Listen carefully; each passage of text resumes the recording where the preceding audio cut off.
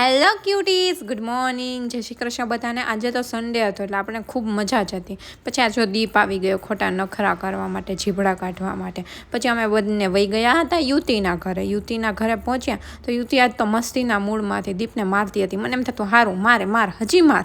પછી યુતિએ ડાન્સ અમને બતાવ્યો, કેવો મસ્ત ડાન્સ કરતી હતી. નાના છોકરા ડાન્સ કરે એટલે કેટલા ક્યુટ લાગે યાર.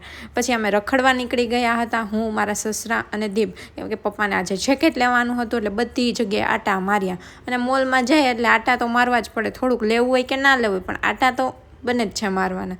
પછી થોડીક વસ્તુ લઈ લીધી, શોપિંગ કરી લીધી, અને પછી આપણે જમવાનો પ્રોગ્રામ બહાર જ બનાવી નાખ્યો અને બહાર જમી લીધું સરસ મજાનું. અને પછી હજી શોપિંગ કરવાની બાકી હતી તો અમે નીકળી ગયા. સનલાઇટ એટલી સરસ આવતી હતી ને તો મેં થયું લાવ ખુદને પણ દેખાડી દઉં ક્યારેક વિડીયોમાં કેવી સરસ લાગું છું.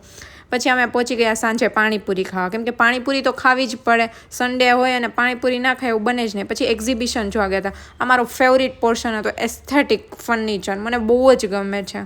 આવી શું ક્યારેક ઘરમાં લઈશ. અને આ પ્લેટ પણ એટલી એસ્થેટિક હતી, બધું ખૂબ જ એસ્થેટિક હતું. પણ અહીંયા ભીડ એટલી હતી કે શ્વાસ લેવાની જગ્યા ન હતી. માંડ અમે અહીંયાથી નીકળ્યા. કાલે મળીશું, બાય, ગુડ નાઇટ.